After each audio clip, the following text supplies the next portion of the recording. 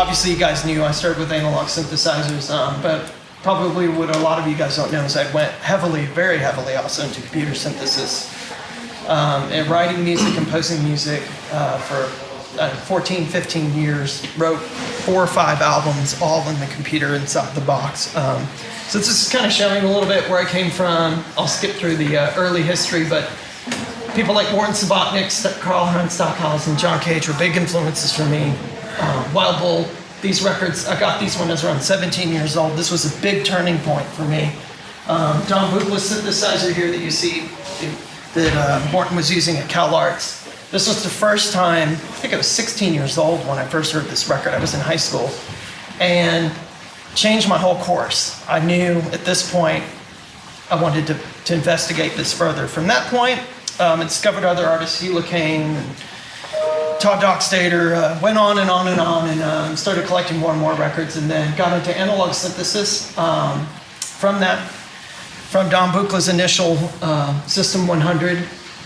From there, these are some old systems from mine, or early experiments, some circuit bent stuff you see here that I've had in my studio. And then I talked about yesterday, the first modular synth that I ever owned that I worked on was the ARP 2600. This is actually mine, ARP 2600 that's sitting on my kitchen table. And actually that is a max patch that I'm using that's controlling my ARP 2600. And it's basically 12. I was using a DC coupled sound card, Mo2 card, to send basically DC coupled voltages out into the ARP to do controlling massive 12 LFOs and stuff. So I'm always taking technologies and cross-integrating them to see things, what would happen. So that's a very old picture. Obviously, that's an old picture. That's an old version of Max. But I use other systems like the Surge, down here the ARP 2500, which is getting cut off. I had a left-wing cabinet that I was using for a while. Talked yesterday about the AKS system. This was another system from the UK that I use quite a bit. I had 2 of them, the AKS Synthi and the Synthi 1. More portable-based modular systems. Moving on, here's a system my friend Tim Adams built for me. It's a custom built. He passed away in 2006, but it's a banana jack style system that emulated the Moog System 35 with a couple of modifications, but banana jack system that I still use today. So you can kind of see that my background was very modular based. I came from that background. So I'm very much attracted to these systems where I could build, from a set of modules that have different functions and then see how they interact with each other in an environment. I was really fascinated by that. So this is the more kind of current first generation of Eurorack modules, Schwem and Dofer stuff that I was started to get around 2005. This is my current setup that I'm using now, which is using all the current Eurorack modular stuff. And this is what I've been using. Are you into knot theory? I'm sorry? Are you into knot theory? Not to. Okay. Oh no. Branch of mathematics dealing with knots. Yeah, it gets into it. So, but I wanted to skip forward. So that's what I've been doing more recently. I got into doing sampling and stuff. Let me go back. This is quite an extensive. I have a question about the modular. Yes. With such a mess, do you often start from scratch? Yes. Okay. Scratch, yeah. So it's just like a max patch or reactor patch. Mine is about a quarter of that size, and yeah, I mean, one of my pleasures is to remove all the plugs. But I've noticed that as it grows, removing everything feels more and more painful. Yes, it is, and that's part of the appeal for me is that you can't go back to it. Yeah. So, but then so I was going to say, trying to move quickly here, so I lost time, but. There was a period after that, after I started to get into doing field recordings and sampling, and I used to go around recording with a mini disc. And, then I started to get into computers, using computers. Basically, I would say early 90s, around 92, 93, I used my first personal computer. I think it was 66 megahertz. It was a Dell Gateway, I can't remember what machine it was, and then eventually got the first Mac. Mac Quadra was the first Mac I had. For maybe those of you remember, I'm pretty old school. So these are some of the first applications that I got into. C-Sound was basically my first introduction. A friend of mine at the university told me about this. It's a free application, I was able to get in and explore and learn about synthesis, computer synthesis. And at the time, I'd been working with analog synthesizers, modular synthesizers. I didn't realize the potential of the computer, how powerful it could be. And I was really, really blown away by C-Sound. C-Sound showed me some incredible things that I didn't know that, up until that point in time, I'd only seen things like SoundForge and Propeller Heads Reason, which I wasn't really impressed with. It wasn't until I got into some of these more esoteric sort of environments. This is just logic. I don't know why this screenshot's in here. But Super Collider was another one. Max MSP, you can tell this is the old version of Max. Because I got into Max back in college. I bought Max at the school bookstore when it was owned by Opcode, and there was no MSP. It was just MIDI, MIDI patchers and things like that. So that's what I started out using, was more MIDI patchers to control my samplers and hardware machines back in the day. Here's some of my older Max patches from OS 9.2.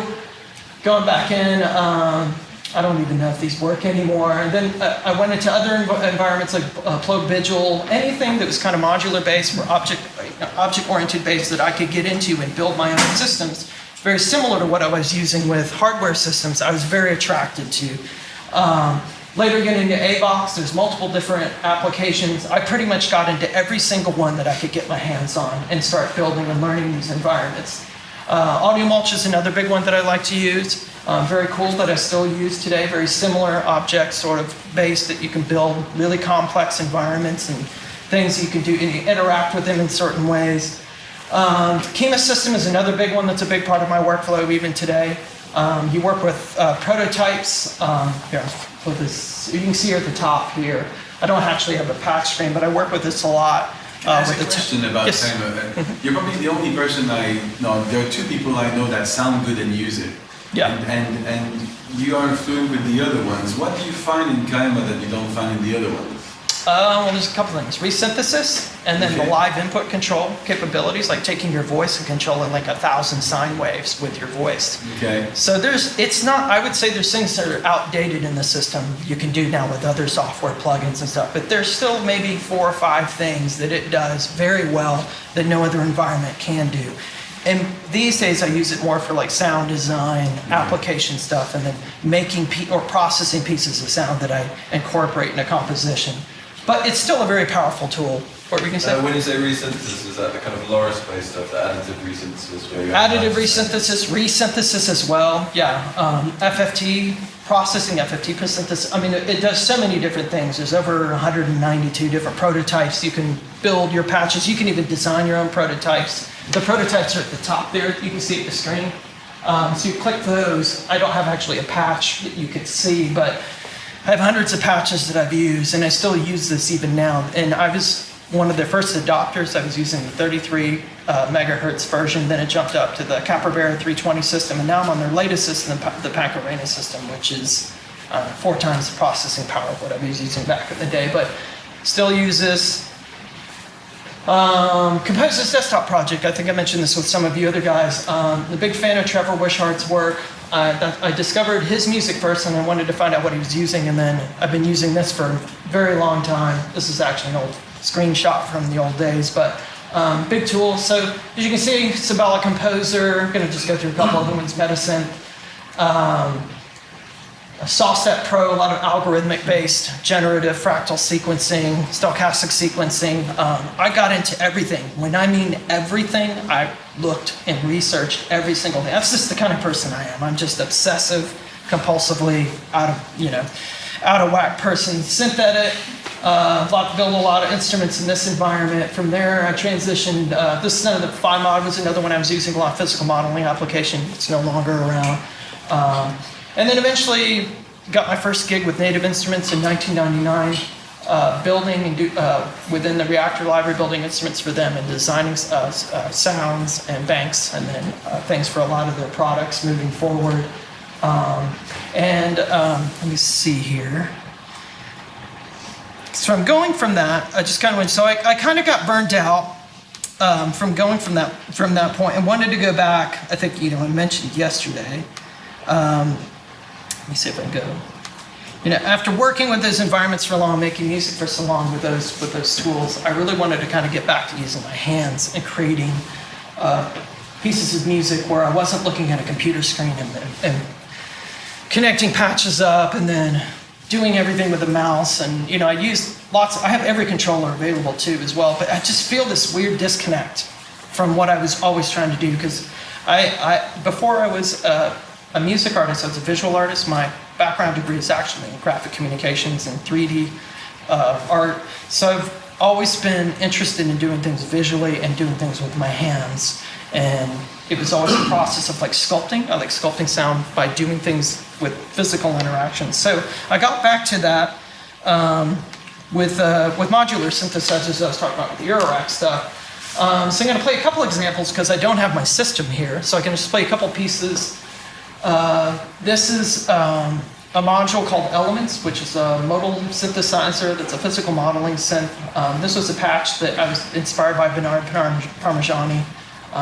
De Sonora Natural was the piece that inspired me to create this piece, but it was an experiment to see if I could do a piece in the vein of what Bernard was doing, utilizing the technology of today, but putting my own little twist on it.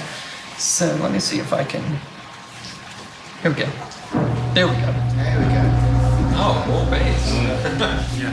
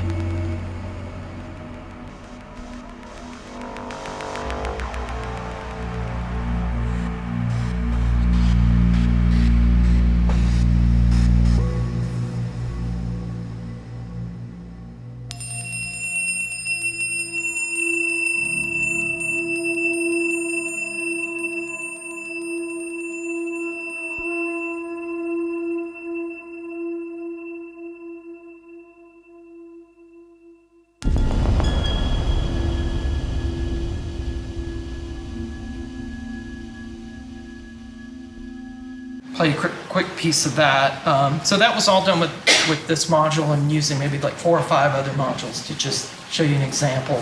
And then you control the control voltages with computer or? No computer. This was all just the patch and my hands, which you can't really see in there because there was some stuff above, but I usually don't like to have my hands in the videos because I just want people to focus on the composition.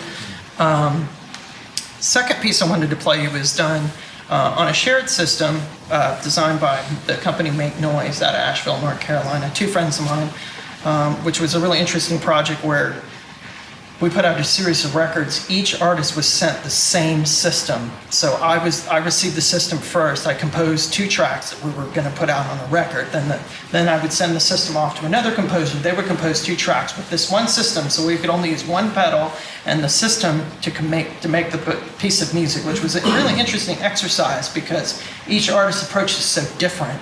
But this was my kind of ode. This was kind of like my ode to Morton Subotnick's works. So it's kind of very heavily inspired by his works, but I'll give you guys just a little excerpt of this. And that's actually a picture of it on the right side there.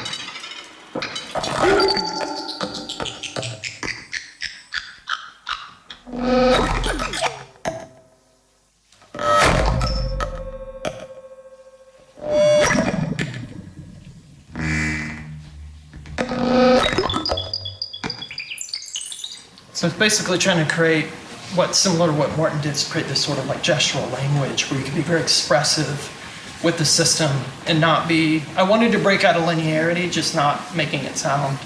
It was more about, you know, gestures and creating these sort of, I don't know how to describe it, in my own personal approach with that record. So I've been experimenting a lot using these systems lately, and then more recently, I've been utilizing different controllers to interface with the modular system.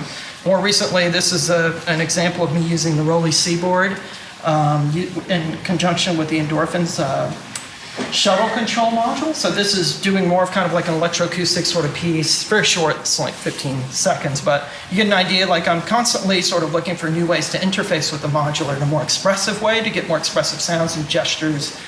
So here's a little quick example of that.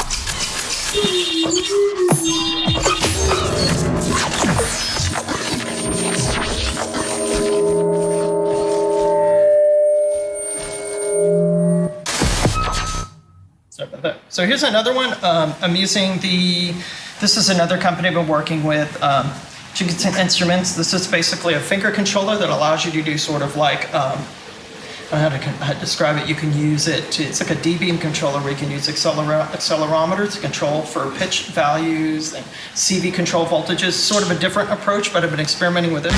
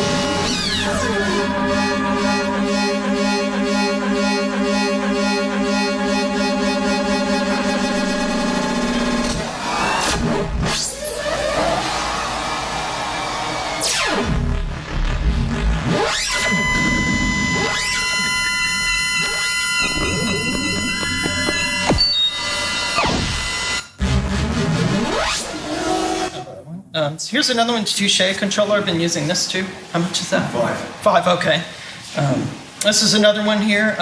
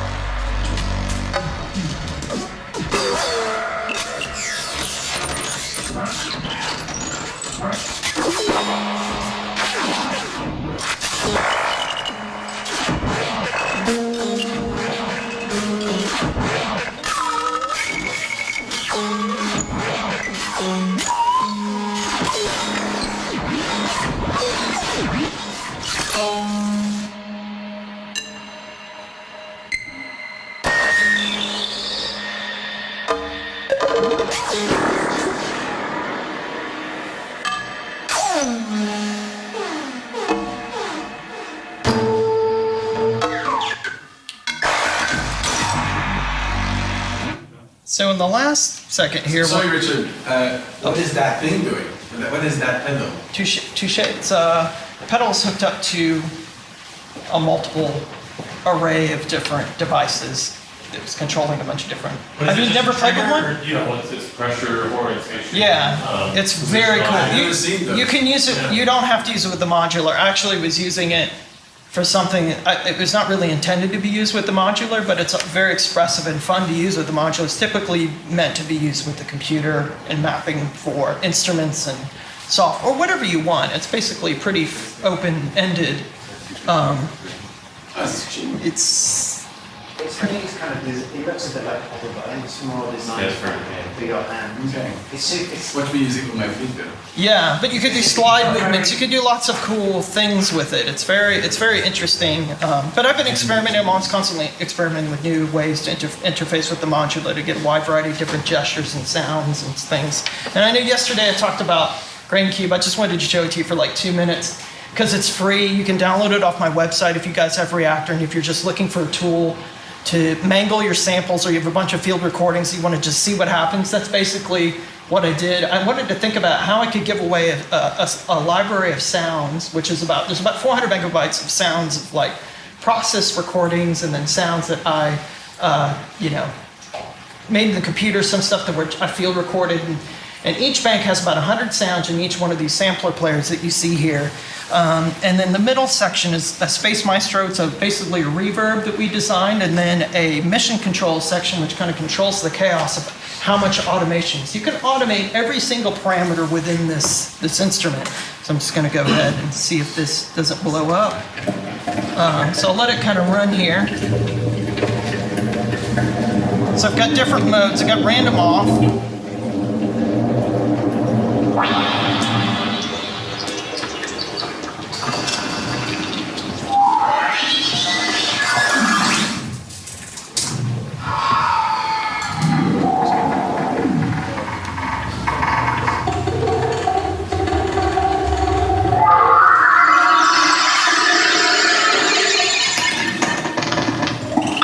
The idea is very much like I was talking about yesterday.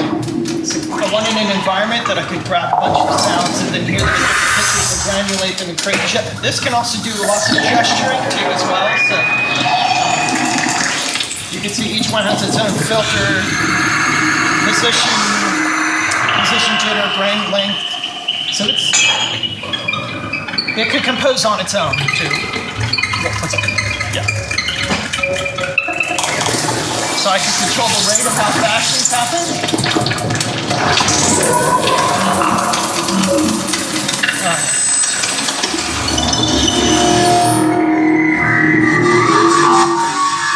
And then I can randomize things manually.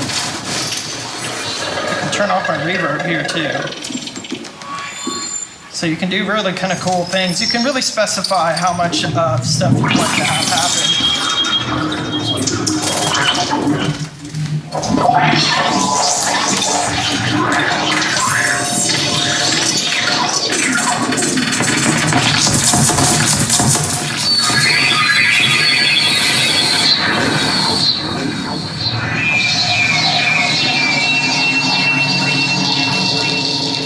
I'll end it at that, but yeah. It's a good ending. It's a good ending, yeah.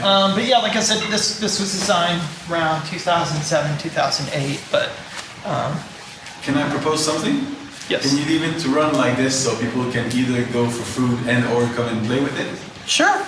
If you Like guys that? want, I'll leave it running. If you guys want to come play with it, absolutely. Was, I'll put it in the back. With Reactor Player as well? Is that right? It'll run in Reactor Player, I think 5 and 6.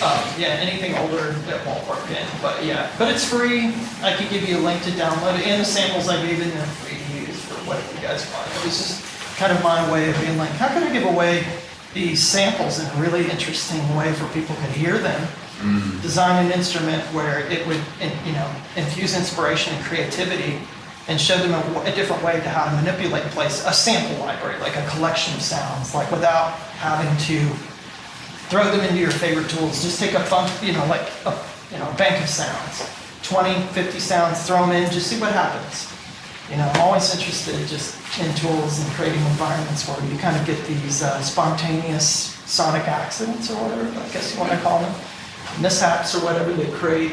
And this environment does very much that. It's very much, like I said, it's very much like a modular approach. Plug everything in, modulate everything to every extent, and just see what happens. Find those sweet spots. And you can do snapshots. Say if you like something, you can snapshot all the parameters to a specific preset that you can recall if you want. It doesn't have to be automating the whole time. You can do it manually if you want. So it works in either way.